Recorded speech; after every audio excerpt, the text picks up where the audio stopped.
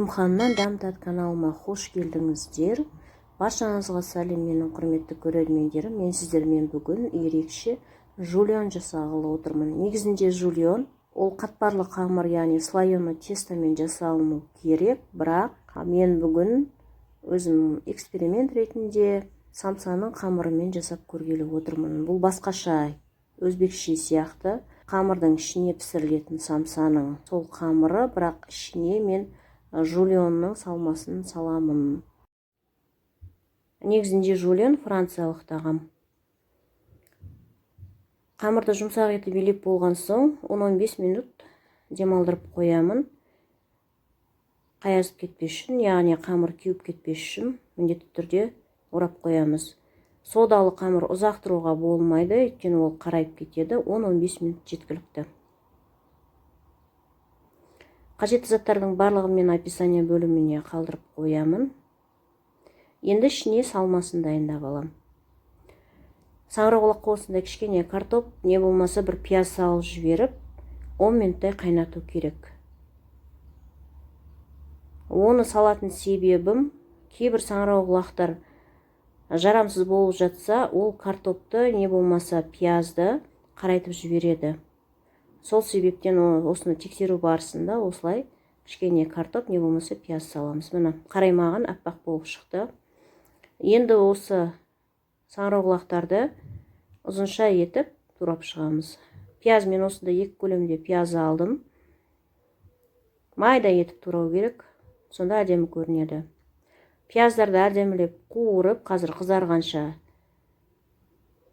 үстіне саңырауқұлақты қосып, паприка, тұз және өздеріңізге ұнаған дәмдеуіштерді салып, әбден қуырып аламыз.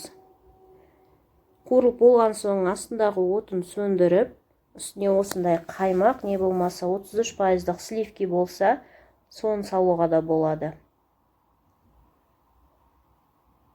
Сливкимен тіпті дәмдірек болып шығады.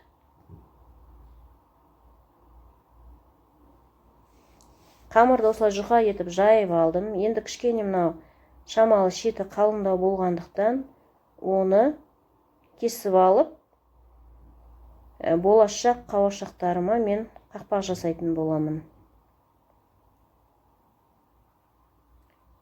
Осылай әдемілеп кесіп аламыз да, ширатып қамырды қазір қақпағын жасап шығамын. Міне. Осылай ұзынша етіп ширатып алдым. Тіпті ұзын болып кетсе, қазір 2-ге бүктеп қоя саламыз бетіне. Міне осылай кесеге салып қамырды жан жағын осылай бастырып шығу керек. Пиялайдың шет-шетіне осылай қамырды жабыстырып қоямыз. Өйткені мен қазір ортаға салмасын салып жатқан кезде маған кедергі болмас үшін 1 қасық, не болмаса 2 қасық осылай қалағандарыңызша саласыздар. Менің осы илеген қамырымнан 7 қауашақ шықты. Шамамен 100 граммнан болды әрбір қамырым. Егерде отбасында көбірек адам болса, онда осы қамырды 2-ге бөліп, кішкене бөліктерден кішкентай етіп жасасаңыздар да болады. Осылай түйеміздағыны қамырды әбден астын жақсылап бастырып қоямыз. Ішіндегі салмасы сыртқа шығып кетпес үшін жақсылап бекітеміз. Енді мен осылай қамырды 2-ге бүктеп алып, бетіне сәндік ретінде қауашақ сияқты етіп қойып қоямын. Бұл қақпақ болады.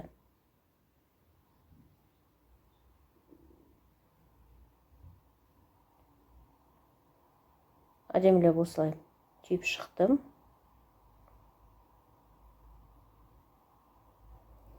Егерде менің видеом ұнап жатқан болса, лайк басып, подписаться бөліміне өтіп, тіркеліп алыңыздар каналыма. Және де рецепттермен бөлісіп, сіздермен әрқашанда біліммен бөліскеніме қуаныштымын. осы ораза айында ораза ұстап жатқан жандар үшін ізгі тілектеріңіз, ниеттеріңіз қабыл болсын, оразаларыңыз қабыл болсын. Барлықтарыңызға тек жақсылық тілеймін. Менде осы 7 қауашақ шықты міне. Осының үстіне қазір күнжіт сеуіп, жақсылап пісіріп аламын.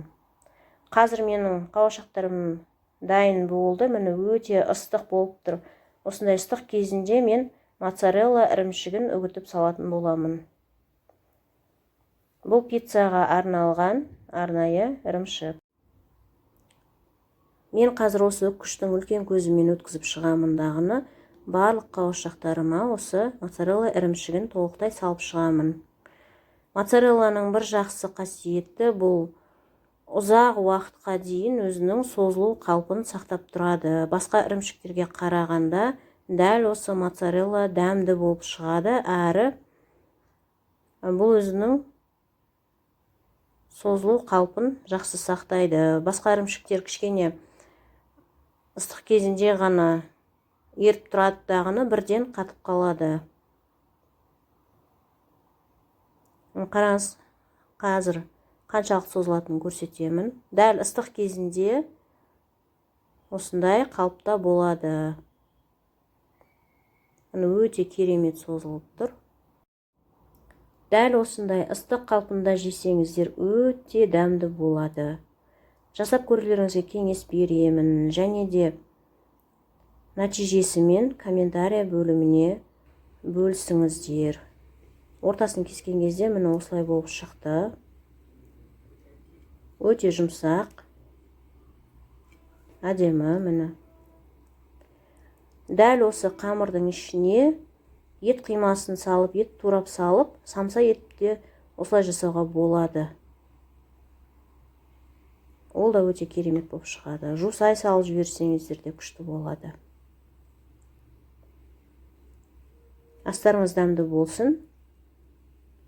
Баршаңызға келесі видеода көріскенше амандық тілеймін.